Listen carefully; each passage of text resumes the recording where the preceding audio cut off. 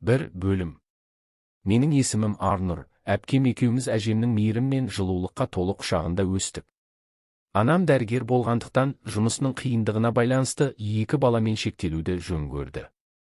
Ал әкем фельдшер болып, ауыл тұрғындарының денсаулығын күзететін. Сол себепті ата-анамның көп уақыты жұмыста өтетін.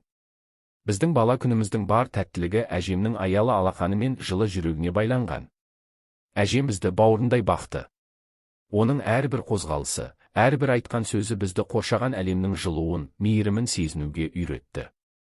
Ол бізді еркелетіп, қатарымыздан қалдырмай, жақсы тәрбие беруге тырысты. Әжем әр кеш сайын бізге ертегілер айтып беретін. Оның дауысы жұмсақ әрі сабырлы еді. Қазақтың батырлары, дана қариялары немесе ақылды қыздары туралы ертегілері бізді ерекше шабыттандыратын. Әңгіме соңында әрдайым, еңбекқор болыңдар, адалдықты серік етіңдер. Сонда ғана адам боласыңдар деп, бізге өмірлік ақыл айтуды ұмытпайтын. Оқуға түскен жылы әжем өмірден өтті. Бұл біздің отбасымыз үшін үлкен қайғы болды. Әжемнің жоқтығы үйіміздің жылуын азайтып, жүрегімізді жабырқауға толтырды. Бірақ оның бізге қалдырған тәрбиесі мен ақылы мәңгі есімізде қалды. Қазір ойлап қарасам, біздің балалық шағымыздың шырағы әжем болған екен. Әттең, әжем тірі болғанда мен еш уақытта қателік жасамас едім ғой. Дәл қазіргідей қиналмас едім. Жалғасы бар. 2 бөлім. Біздің отбасымызда тәртіп пен талап қатаң болатын. Анам мен әкем өз саласының беделді қызметкерлері. Олар әрқашан өздері сияқты біздердің де мінсіз әрі жетістікті болуымызды қалады. Әпкем ата-анамыздың мақтанышы. Ол анамыздың айтқанынан шықпайтын, барынша тәртіпті, еңбекқор еді. Анасы не айтса, соны бұлжытпай орындайтын. Мен болсам басқа мінездімін. Жігітпін ғой деп, өзімнің жеке пікірім мен еркіндігімді көрсетуге тырыстым. Кейде ата-анамның айтқанына келіспей, өз дегенімді жасап жүрдім. Әрине, бұл үйдегі келіспеушіліктердің себебіне айналатын. Әкем мен анам менің болашағымды дәрігерлік мамандықпен байланыстыруды армандады. Дәрігер болу қасиетті міндет. Адам өмірін сақтау ең үлкен абырой деп жиі айтатын олар. Бірақ менің жүрегім мүлде басқа салаға тартты. Маған ерекше жандармен жұмыс жасау ұнайтын еді.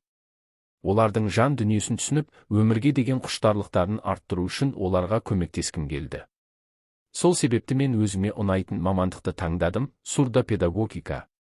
Оқуға құжат тапсырған сәтте ақ мен бұл саланың менің жүрегіме жақын екенін сездім.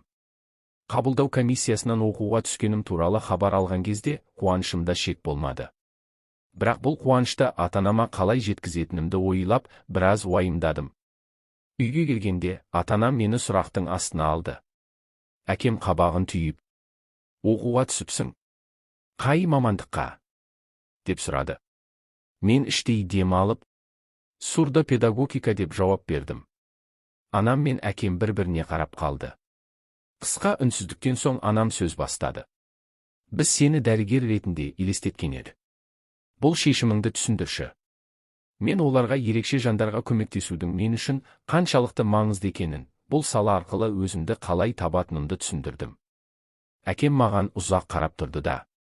Қара да тұр, сен осы жолды таңдағаның үшін өкінесің. Психологиясы бұзылғандармен жұмыс жасау өте қиын. Әлі де кеш емес. Құжатыңды ал. Дәрігерлік бір саланы таңда деп қабағын шытты. Жалғасы бар. 3 бөлім. Сол күні үйдегі атмосфераны айтып жеткізу қиын. Әкем ашуға булығып, не істерін білмей, үнсіз ғана маған қарап отырды. Көзқарасынан қатты сөздер айтқысы келгенін аңғару қиын емес еді. Бірақ ол сөздер сыртқа шықпады. Өйткені анам оның ашуын басып әлек. Ішімде алай-дүлей сезімдер. Бір жағынан студент атанғаныма қуаныштымын, екінші жағынан әкемнің көңілінен шығу оңай емес екенін білемін. Оның әрқашан қатал талаптары болды, ал мен сол талаптарға сай болуға тырысқан сайын, өзімді әлсіз сезінетімін. Оқу басталып, студенттік өмірдің алғашқы күндері басталды. Бұл жаңа әлем еді, қызық пен сынаққа толы. Сабақтардан бөлек қосымша ізденістерге кірістім. Өзімнің белсенділігімнің арқасында топтағы алдыңғы қатарлы студенттер қатарында болдым. Деканат мені мақтан тұтатын. Ең белсенді шәкірттердің бірі сенсің. деп үнемі мақтан ететін. Бұл сөздер мені қанаттандырды. Әкемнің көңілі көтеріледі деген үміт пайда болды. Студенттік шақта алған білімім ғана емес, өмірлік сабақтарым да мол болды. Жалғасы бар. 4 бөлім. Арада жылдар өтті. Оқуымды аяқтаған соң, ерекше білімді қажет ететін, балалар оқитын мектепке жұмысқа орналастым. Бұл жер мен үшін жаңа өмірдің бастамасы болды. Мұнда әр бала жеке әлем, ал олардың жүрегіне жол табу үлкен өнер. Жұмысқа кіріскен алғашқы күннен ақ әріптестеріммен жақсы тіл табыстым. Әсіресе Мөлдір есімді мұғалім көзіме ерекше көрінді. Оның көзқарасында өзгеше жылулық, жүрегінде мейірім бар еді. Бірақ тағдыр оған тым қатал болғаны анық, ол жетім және мылқау еді. Мөлдірдің мөлдіреген көздеріне қараған сайын бойымда белгісіз сезімдер оянды. Бір жағынан оның өмірге деген төзімділігіне таңғалсам, екінші жағынан ол жүрегіме жақындай түсті. Оның жүріс-тұрысы, балаларға деген ерекше махаббаты мені баурап алды.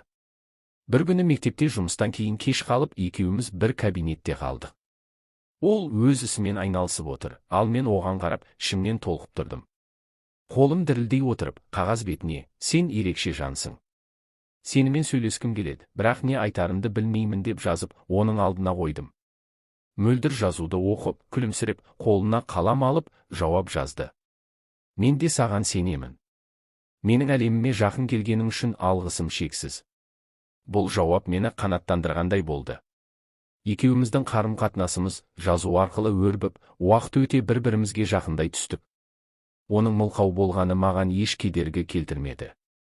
Керісінше, біз сөзсіз-ақ бір-бірімізді түсініп, тағдырдың сынағына бірге төтеп беру жолын таптық. Мөлдір менің өмірімнің мәніне айналды.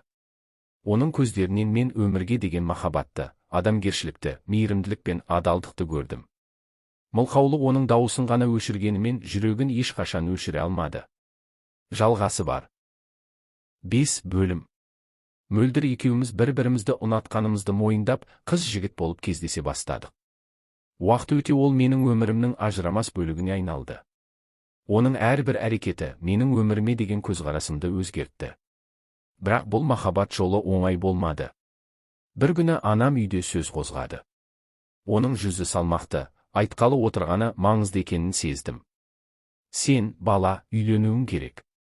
Уақыты жетті. Жұмыстағы әріптесімнің сен қатарлы қызы бар. Ол дәрігер мамандығын оқып жатыр. Білімді, ақылды қыз. Сені сол қызға лайық деп отырмын. Ең болмаса, әйелің дәрігер болсын. Деп сөзін аяқтады. Бұл сөздер маған ауыр тиді. Мөлдірді есіме алып, анамның бұл шешіміне қарсы болатынымды білдім. Сонда мен жансыз қуыршақпын ба? Әкем айтты, шешем айтты деп көрсеткен қызды ала салатын. Менен неге сұрамайсыздар? Мен өз сүйгенім бар. Деп ашумен орнымнан тұрдым да бөлмеме кіріп кеттім. Жанымда тыныштық болмады.